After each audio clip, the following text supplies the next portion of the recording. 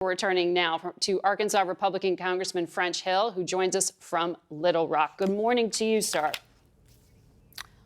Margaret, good to be with you. Let's pick up where we just left off. The leader says 150 Republican votes can be delivered by the GOP. Do you have those votes for this deal? I feel confident that we'll have those votes after people review the text, talk with their colleagues, compare to our goals. Speaker McCarthy is the only person who's just demonstrated urgency on this point, starting when he was sworn in and starting with his first meeting with President Biden to get to a sensible and responsible increase to the debt ceiling. He had two red lines, Margaret. No tax increase and not a clean debt ceiling, and I think he's achieved that. Okay, so it will be just one bill, one vote. That's my view. Okay, that decision's been made, it sounds like, based on what you're indicating here. In terms of the votes, though, you still have to be able to deliver those 150 Republicans to vote this through. Hakeem Jeffries says he can get the Democrats in line. We'll see. Can you guarantee that this vote will happen and will succeed on first try? I believe it will. I'll tell you why. We had our plan, which we passed, as you noted, on April 26th, with the full support of the American people to stop the avalanche of spending. And each component we had of limiting the rate of growth, limiting the amount of spending. But that's past tense. I don't want to talk about past tense. That bill's dead. No, it's not. We're talking about the deal that just was brokered. It's not. I want to talk about whether you can actually deliver that on Wednesday. This Wednesday is when the Speaker says a vote will happen on this tentative agreement. Okay, well, my point is that it's not past tense. Each of the components we had in the bill on the 26th is reflected in this negotiated deal and principle that the Speaker achieved with President Biden. And that's why I believe that we'll have those votes on Wednesday, because we limit the rate of growth, we cut spending, we claw back unneeded spending and rescissions, we stop unnecessary spending, and we get our economy growing with regulatory relief and by encouraging more people back to work. Okay. Well, Chip Roy and others from the Freedom Caucus said they don't even want to see the vote happen, and they're going to try to block it. Okay. Well, they need to read the text and visit with their colleagues. Have you read it? Because we haven't. This is No, I'm going to read it this afternoon when it's posted on the House website. Okay. So in terms of what is being drafted, there's differences here in terms of spending freezes and which year we're comparing it to. The spin from the Republicans and Democrats is very different on this. What is actually going into the text?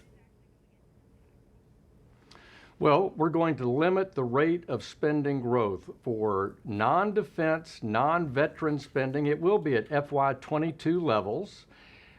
Defense and veterans will be at FY23 levels. And then we cap the growth rate in spending 1% a year for 6 years. That was a key component in the April 26 bill when we offered 1% of growth for 10 years. We also are going to go to a Massey-Emmer approach on appropriations bills, which finally opens up and gives strength to the appropriations process, that if all 12 bills are not passed by September 30th, then we go to a continuing resolution at 99% of current year spending levels. That's an immense incentive for the Congress to do its work and pass all 12 bills in the House and the Senate. Okay. And that's the spending issue. And then we claw back, as you noted, COVID relief money, other rescissions. We stop the first year of the 10-year increase in the IRS budget. That's nearly $2 billion of spending stopped, of that $80 billion that was to be spent over 10 years for hiring IRS agents. Okay. Well, we will wait to see that text as well. I want to get to what you're just talking about in terms of freezes. I mean, every American knows that your dollar doesn't go as far as it used to because of inflation. This may be a problem for you in the Senate because we already have Republican Senator Lindsey Graham criticizing this deal and the defense increase, as you referred to it, because it doesn't keep up with inflation. How do you sell that? Because he said that national security threats are increasing, and this is a disaster for the Navy and a win for China and Putin. How do you respond to that?